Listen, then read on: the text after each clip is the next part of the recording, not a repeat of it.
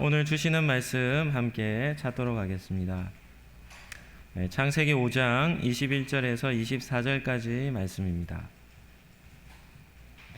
구약 성경 창세기 5장 21절에서 24절까지 말씀입니다. 우리 다 같이 합독해서 우리 본문을 읽도록 하겠습니다. 같이 읽겠습니다.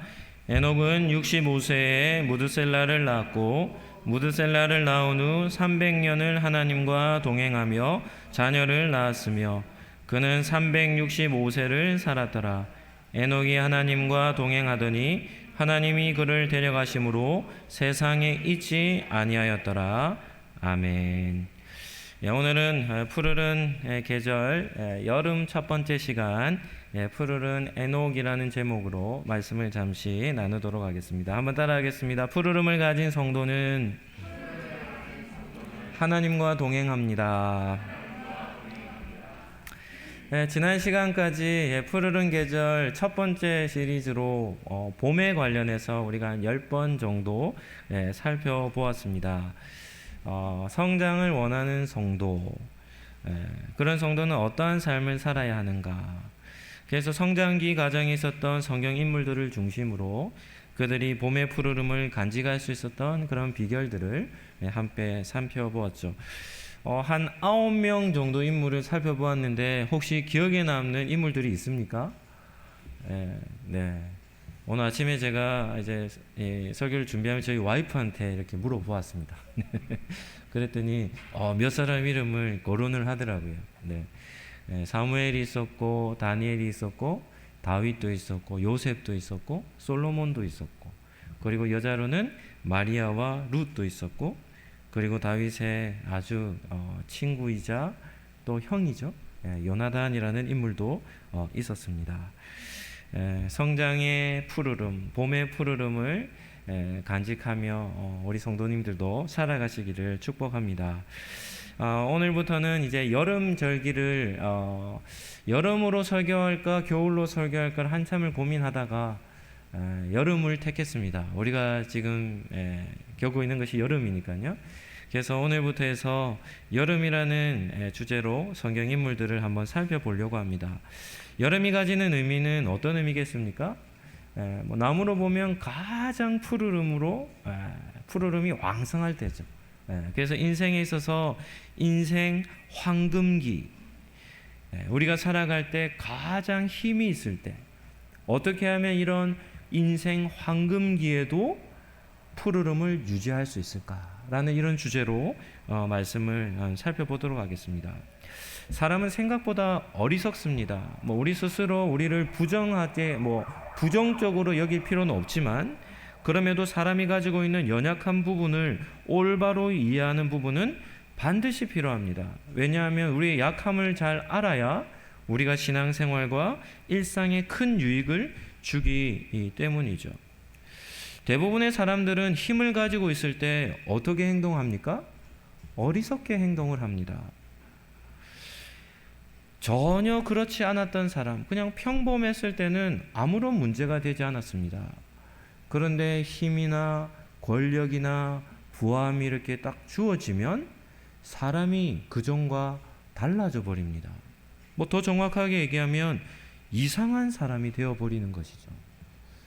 주변에서 우리는 이런 경우를 너무나도 많이 확인해 볼 수 있습니다. 정치인들, 어떻게 보면 정상적인 사고를 잘 하지 못하는 그런 모습들을 볼 수 있죠. 부자들이나 권력을 가지고 있는 사람들, 힘이 있는 사람들, 이런 사람들을 한번 보시죠. 비정상적인 행동을 합니다. 너무 거만하게 행동을 하고 때로는 무서운 잔인한 폭력성을 나타내 보이기로 하고 누구의 말도 듣지 않는 기가 아예 막혀 있는 그런 행동들을 보일 때도 있죠. 영화라든지 미디어를 보면 사회에 좀 비판적인 시각을 갖고 있지 않습니까? 그런 데서 우리가 드라마나 영화 같은 데도 보면 부자들이나 힘 있는 사람들 하는 행동들을 보십시오. 눈빛이 정상적이지가 않습니다. 일반 사람들을 대할 때 얼마나 하대하는지 모릅니다. 그러니까 사람은 여름이라고 하는 아주 인생에 힘이 있고 왕성한 황금기를 딱 맞이하면 사람들은 이상한 행동들을 하는 것이죠. 푸르름을 간직한 성도라면 하나님은 우리에게 사계절, 봄, 여름, 가을, 겨울, 성장기에 있든 인생의 황금기를 걷든 인생의 고난기를 걷든 인생의 성숙한 성숙대를 지나든 어느 계절이든지 하나님은 우리에게 열매를 맺기를 원하시는 겁니다. 그래서 오늘부터 시작하여 여름과 같은 때를 지낸다 할지라도 우리 상록교회 성도들은 어떻게 푸르름을 유지할 수 있을지 우리 성경에 나오는 인물들을 통해서 그 원리들을 배우며 우리도 젊을 때, 힘이 있을 때, 성공하며 또 세상 앞에서 자랑할 것이 있을 그러할 때에 하나님이 원하시는 영적인 열매들을 풍성히 맺는 그런 복된 시간들이 되시기를 예수님 이름으로 축복합니다. 오늘 살펴볼 인물은 에녹입니다. 두 번째는 푸르른 에녹에 대해서 한번 살펴보도록 하겠습니다. 우리 수요 기도회 때 창세기 말씀을 살펴보고 있는데요. 창세기 5장에는 아담의 족보가 나옵니다. 이런 족보는 참 중요합니다. 왜냐하면 족보를 통해서 전하는 메시지, 엄청난 메시지들이 이 족보 속에 숨겨져 있기 때문이죠. 아담의 족보가 창세기 5장에 나오는데 10대 족보가 나오는데요. 그 중에 가장 중요한 인물이라고 한다면 7번째 인물인 에녹이라는 인물입니다. 에녹에 대해서 잠깐 설명한다면 에녹은 아담의 족보에서 가장 짧은 인생을 산 사람입니다. 지금으로 보면 참 이해가 되지 않지만 하나님께서 이 세상을 창조하셨을 그 초대의 지구의 상황과 인류는 지금의 상황과는 많이 달랐습니다. 아담이 혹시 몇 살까지 산지 아십니까? 아담이 930세를 살았습니다. 이런 얘기를 하면 현대 사람들은 못 믿겠죠. 왜냐하면 우리는 지금 시대에 지금 시대 100세도 엄청나게 장수하는 게 아닙니까? 우리가 조금만 어려운 시기, 멀리도 아닙니다. 한 100년만 전으로 돌아가면 60년도 잘 살아가지 못했던 시대가 아니었습니까? 그런데 하나님이 창조하셨을 이 세상 초대 지구의 때는 인류가 거의 1000살을 살았습니다. 900세 이상을 살았죠. 그런데 그러한 900년 이상을 산 시대 속에 이 에녹이라는 인물은 365년밖에 못 살았습니다. 그러니까 다른 사람들에 비해서 3분의 1밖에는 살지 못했죠. 그러면 우리가 생각하기를 에녹은 정말 불행한 인생을 살았구나 이렇게 생각할 수 있지만 전혀 그렇지 않습니다. 에녹은 성경에 등장하는 수많은 믿음의 선조들 중에 으뜸이라고 할 정도로 하나님 앞에 엄청난 복을 받은 인물입니다. 그러면 에녹이 어떠한 삶을 살았는지 오늘 두 가지로 나누어서 한번 살펴보도록 하겠습니다. 첫 번째입니다. 한번 따라하겠습니다. 에녹은 하나님과 동행했습니다. 에녹의 삶을 가장 잘 표현하는 표현이 뭔가 하면 에녹은 하나님과 함께 살았습니다.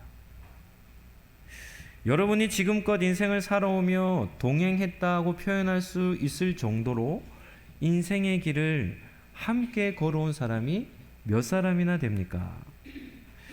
젊은 날로 치면 친구겠죠? 네, 친구. 네. 함께 젊은 날을 지내온 기억들이 다 있을 겁니다. 인생에서의 친구는 참 소중한 존재이기 때문이죠. 그러나 사회생활에서 사회생활을 하며 만나는 동행하는 사람의 경우는 그런 친구와 개념과는 좀 다를 겁니다.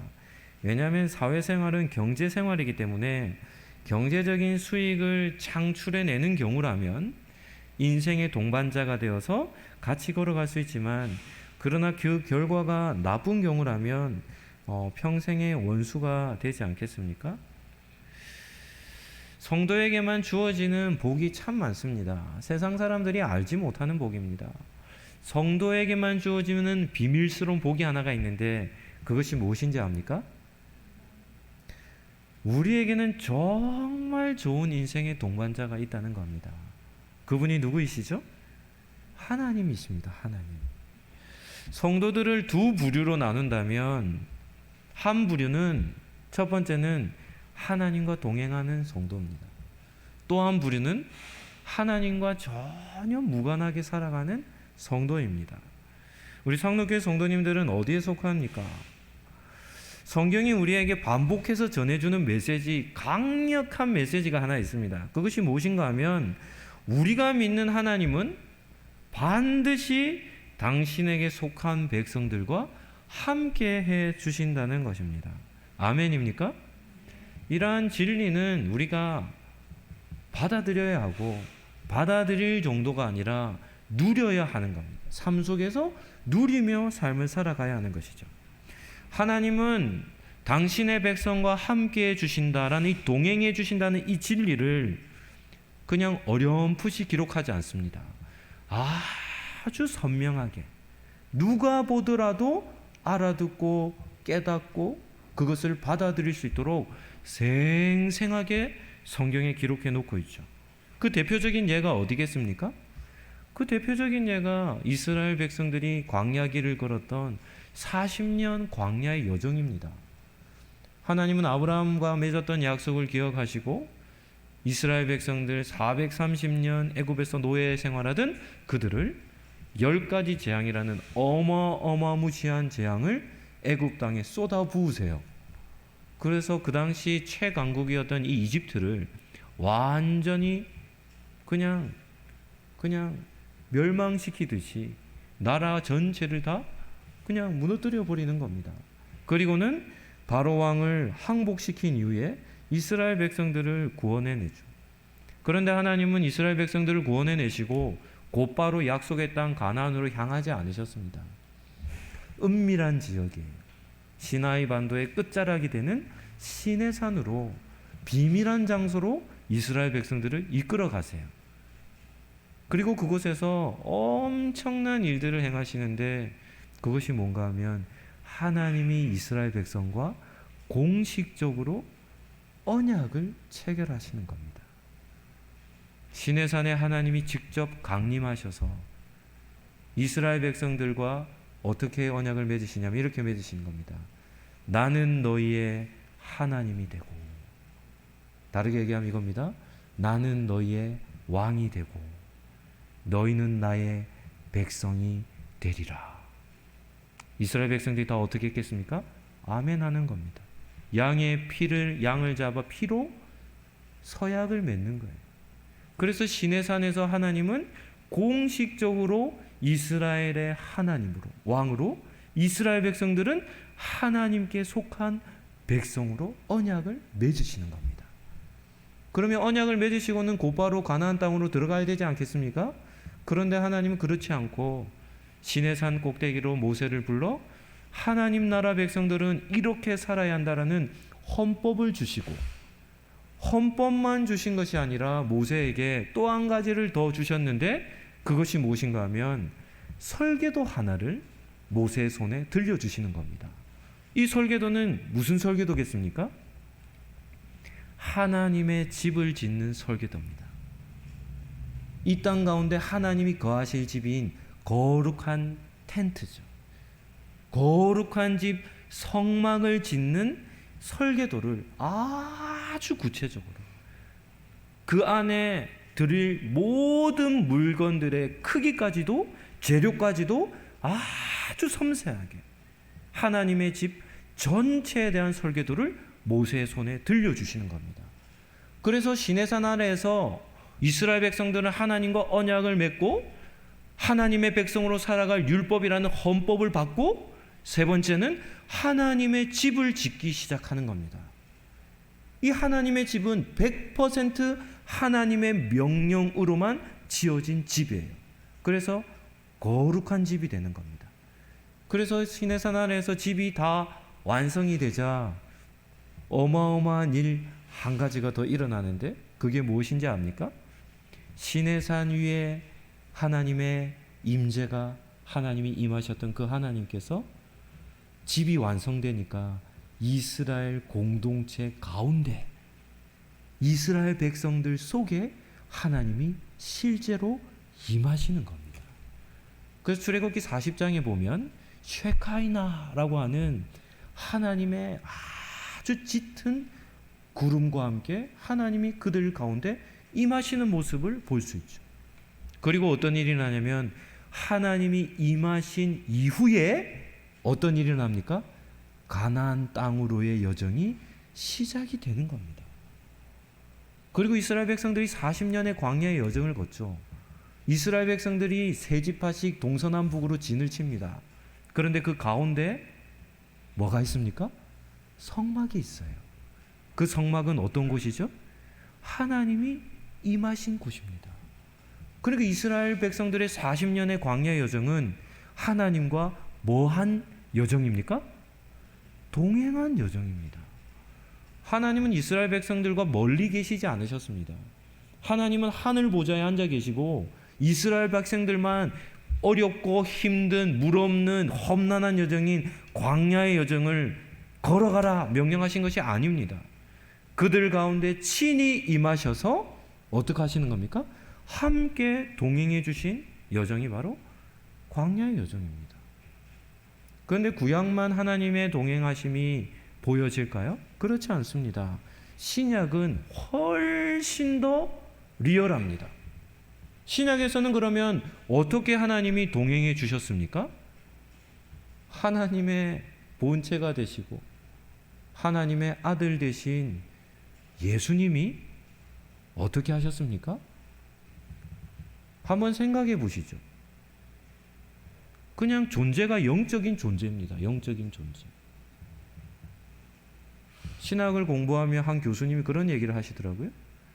육체적인 존재가 자기의 존재를 뒤틀어 영적인 존재로 변화되는 것이 쉬울까?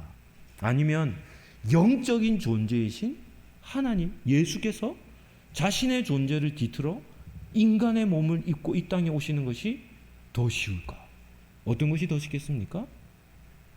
그냥 영으로 영원토록 존재하신 그 하나님 아들 되신 예수 그리스도께서 한 여자의 몸에 보이지 아니할 만한 작은 세포로 수정란으로 그 여인의 뱃속에 자신의 존재를 뒤틀어 그 여인의 배에 임재하는 겁니다. 그리고 이 땅에 어떻게 하십니까? 친히 강림하시는 것이죠. 성경의 사복음서가 예수 그리스도께서 이 땅 가운데 친히 내려오셔서 그 당시 제자들과 그 당시 많은 무리들과 함께 이 땅에 거하셨음을, 이 땅에 동행하셨음을 신약 성경은 증거하고 있는 것입니다.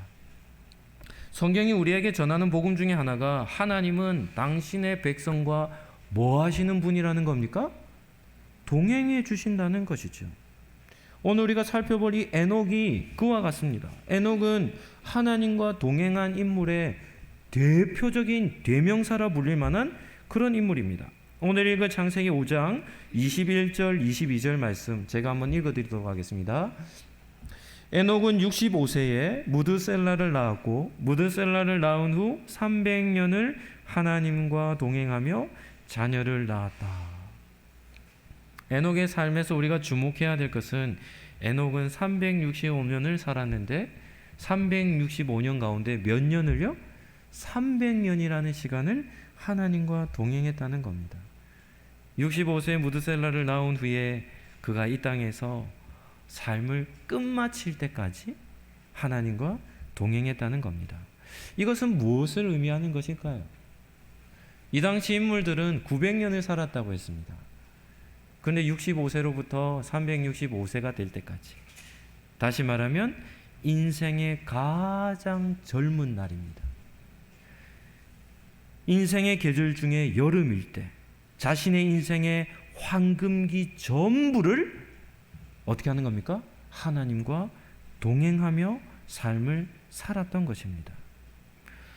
우리 성도님들은 에녹의 삶을 어떻게 평가하십니까?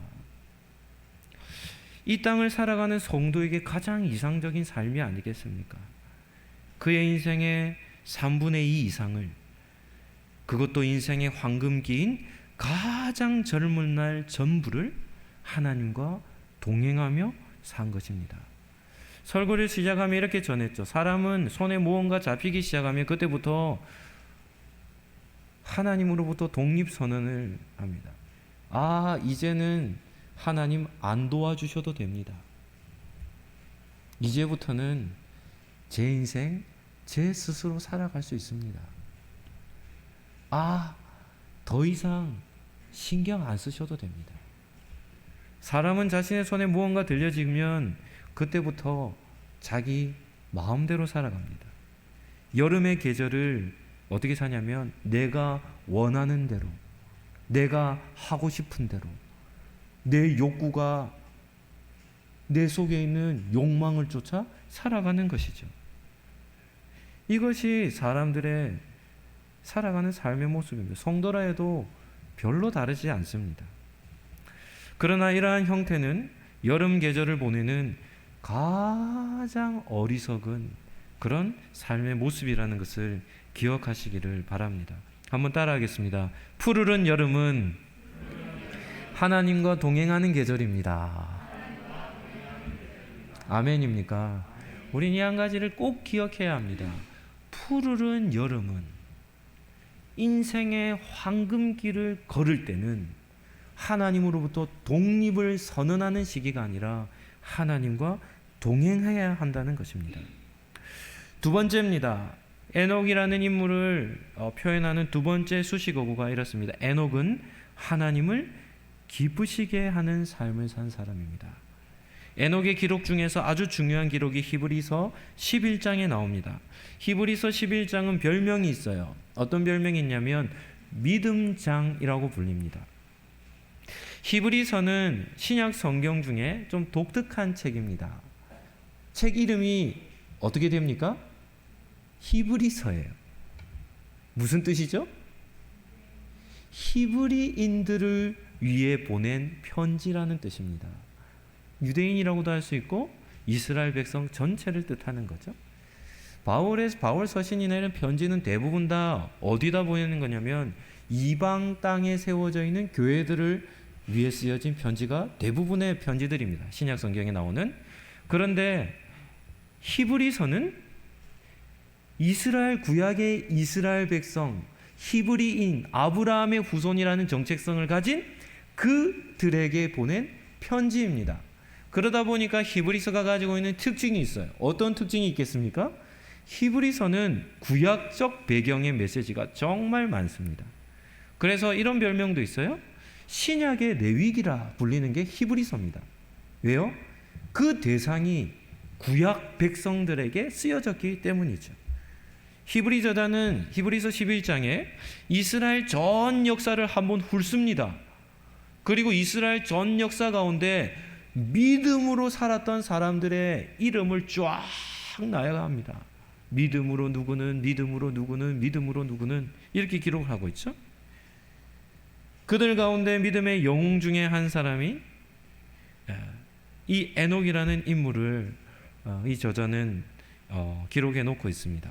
히브리서 11장 5절 말씀입니다. 히브리서 11장 5절 말씀. 우리 본문 중요하니까 우리 같이 한번 읽어보도록 하겠습니다. 시작. 믿음으로 에녹은 죽음을 보지 않고 옮겨졌으니 하나님이 그를 옮기심으로 다시 보이지 아니하였느니라. 그는 옮기지기 전에 하나님을 기쁘시게 하는 자라 하는 증거를 받았느니라. 여기서 우리는 에녹의 신앙의 중심을 발견할 수 있어야 합니다. 그것은 무엇인가 하면 하나님 중심으로 삶을 산 것이죠. 현대인들은 철저하게 자기 중심으로 살아갑니다. 제가 우리 젊은 우리 청년 중에 우리 동민 형제 있지 않습니까? 축구 교실도 하고 풋살장을 운영하는데요. 요즘 젊은 세대들은 풋살을 경기를 이렇게 한답니다. 친구들과 모여와서 팀을 짜서 경기를 하지 않는데요. 개인이 그냥 동호회 같은 데서 이렇게 신청을 한답니다. 그래서 풋살 경기를 하는데 서로 모르는 사람들끼리 모여서 어떻게 하냐면 그냥 한 경기 뛰고 그냥 헤어진다는 겁니다. 그리고 비용은 두 당으로 이렇게 8천 얼마씩 이렇게 경기장 비용을 두 당으로 나누어서 지불을 하고는 그냥 경기 한 게임 하고는 또 흩어진대요. 무엇을 보여주냐면 개인주의를 보여주는 겁니다. 개인주의.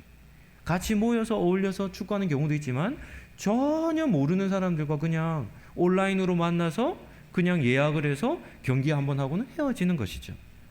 자기 중심주의는 자연스럽게 개인주의로 나아가게 됩니다. 나만 잘 살면 되고 나만 행복하면 되는 것이죠.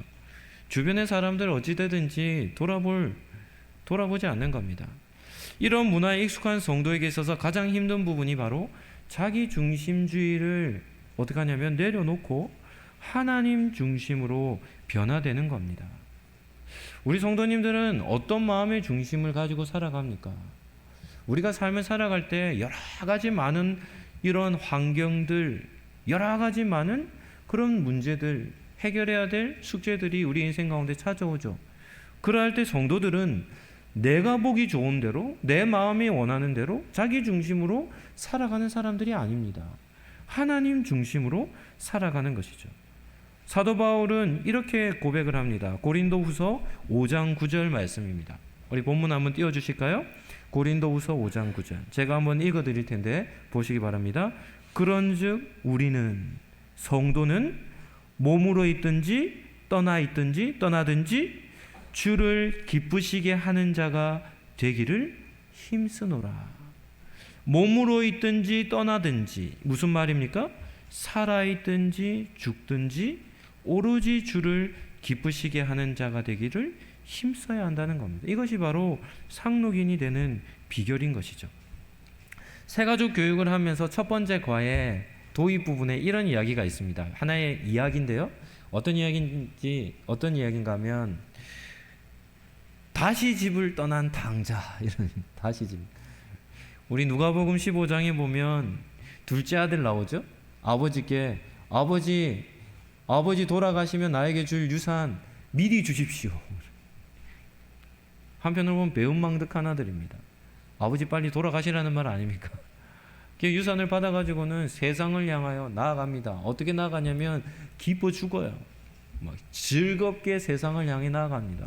그리고 세상에서 어떻게 하냐면 아버지께 받은 유산을 흥청망청 소비하는데 어떻게 소비할까요? 금방 다 소비해버립니다. 모든 재산을 다 세상에 다 빼앗겨버리죠. 그리고는 거지꼴이 됩니다. 그리고는 나중에 회개하고 아버지께 돌아오는데 아버지 볼 면목이 없으니까 아버지 이제는 저를 아들로 여기지 마시고 저를 아버지 집에 거하는 종으로 받아주십시오 하고 이렇게 돌아오죠. 그런데 아버지는 어떻게 받아줍니까? 아버지는 아들이 집을 떠난 순간부터 매일같이 아들이 돌아오기를 기다립니다. 거지꼴로 돌아오죠. 그래도 너는 내 아들이라 하며 모든 것을 회복시켜주죠. 그런데 이 이야기는 어떻게 이어지냐면 이 둘째 아들이 이번에는 전혀 다른 뜻을 품고 집을 떠나는 겁니다. 아버지를 기쁘시게 하기 위해서 이제는 세상 가운데 성공하고자 떠나는 것이죠. 그래서 자랑스러운 아들이 되고자 5년 동안 열심히 일을 합니다.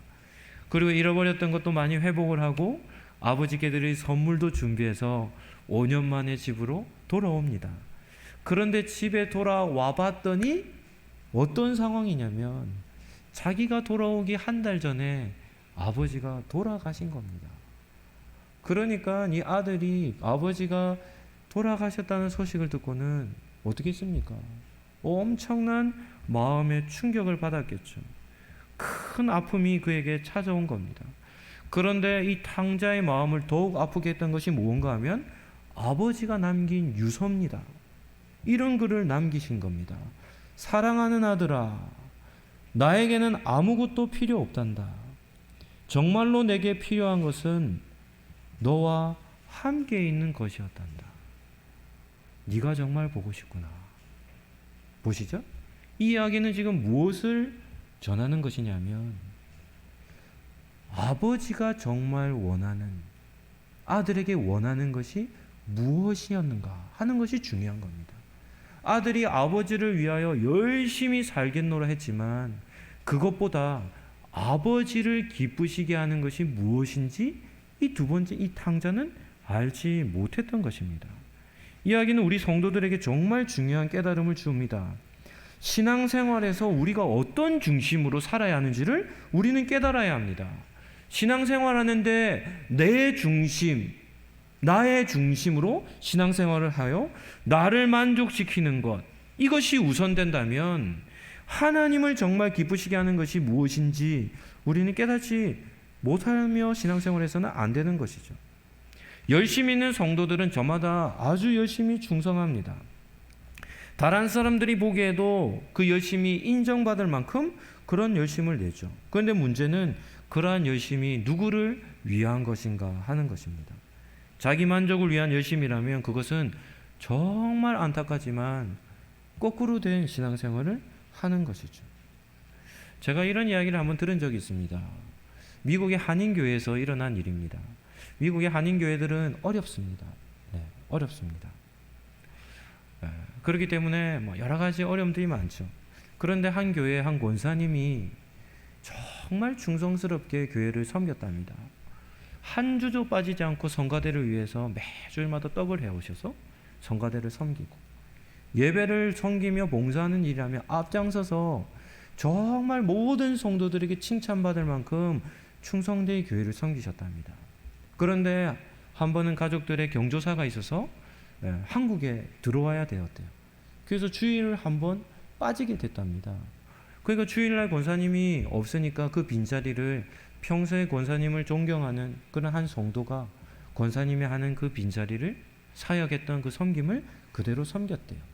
그리고는 그 다음 주일이 딱 되었는데 그 다음 주일에 그 교회에 완전 뒤집힐 일이, 교회가 완전 발칵 뒤집혔답니다. 이유가 무엇 때문이었겠습니까? 그 권사님이 한국에 왔다가 그 다음 주일날 돌아가서 지난 주일에 있었던 이야기를 딱 들었는데 이 권사님이 눈이 뒤집혀 버린 겁니다. 그리고 자기 빈자리를 채웠던 그 집사를 불러놓고 이렇게 얘기했답니다. 니까짓게, 이래 얘기하는 거예요. 니까짓게 내가 하는 그 일을 대신했냐는 겁니다. 그리고는 담임 목사를 불러가지고 얘기했답니다.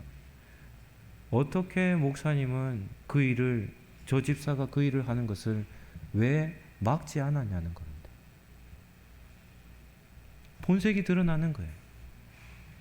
교회를 정말 충성스럽게 한 주도 빠짐없이 섬겼는데 무엇 때문에 섬긴 겁니까? 자기 영광을 위해 섬기는 겁니다. 성도들 앞에 자기가 존중받으며 칭찬 듣는 그 영광을 위해 섬긴 것이죠.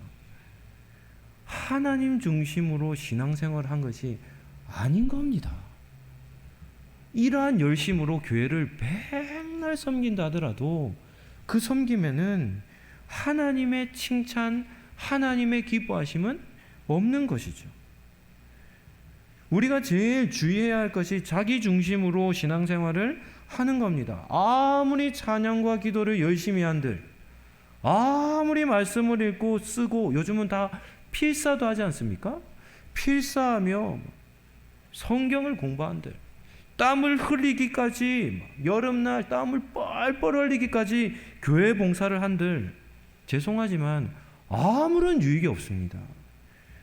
오직 하나님 중심으로 한 그 신앙생활만 하나님은 인정해 주시고 칭찬해 주실 것이기 때문입니다. 에녹은 자신의 인생의 황금기 때 엄청난 칭찬을 하나님께 받습니다. 어떤 칭찬입니까? 하나님을 기쁘시게 하는 자라라는 그런 칭찬을 여름 절기 때, 여름 계절에 그가 받았던 것입니다. 말씀을 정리하도록 하겠습니다.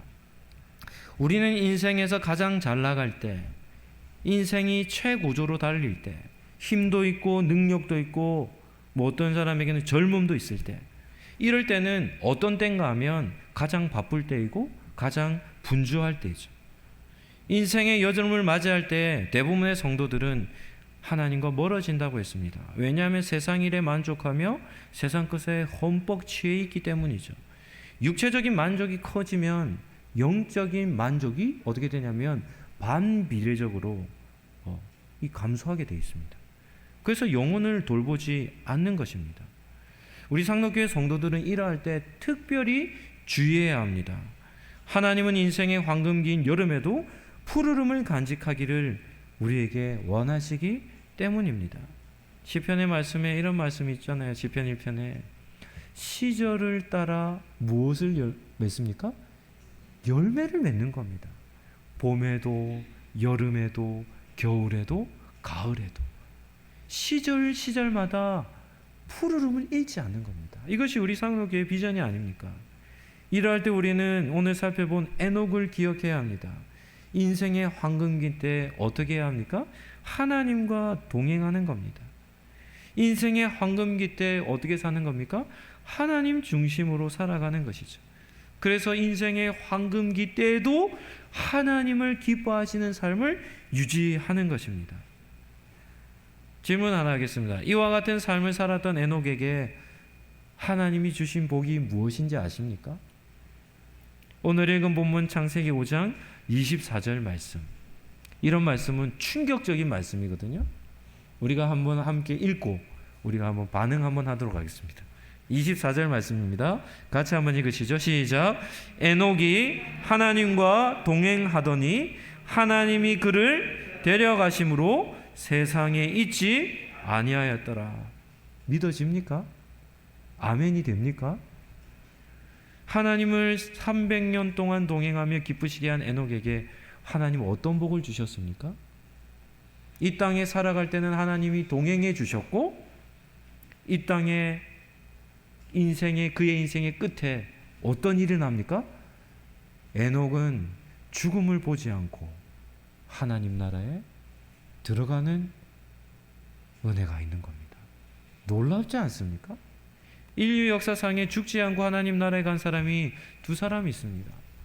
한 사람은 에녹이요, 두 번째 사람은 엘리야라는 선지자죠. 이 두 사람은 후대들에게 무엇을 전하는지 압니까? 내세가 있음을 전하는 겁니다. 죽음이 끝이 아님을 전하는 겁니다. 영원한 하나님 나라가 있음을 전하는 것이죠. 하나님은 에녹을 얼마나 기뻐하셨든지 이 땅에서 300년 동안 동행했을 뿐만 아니라 죽음을 보지 않고 살아있는 그 상태 그대로 하나님 나라로 데려가 버리신 것입니다.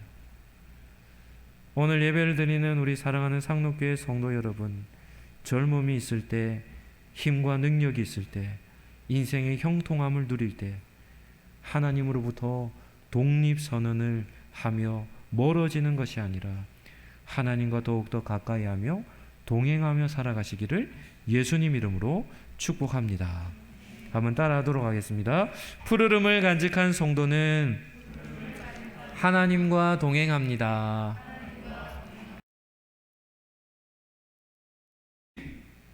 우리를 아버지께로 인도해 주시는 예수 그리스도의 은혜와 우리와 늘 동행해 주시는 하나님의 사랑과 영혼의 열매를 가득히 맺게 해주시는 성령님의 교통하심이 에녹과 같이 하나님과 동행하며 하나님을 기쁘시게 하는 삶을 살고자 다짐하는 우리 상록교회 모든 지체들 머리 위에 지금부터 영원토록 함께 있을지어다. 아멘.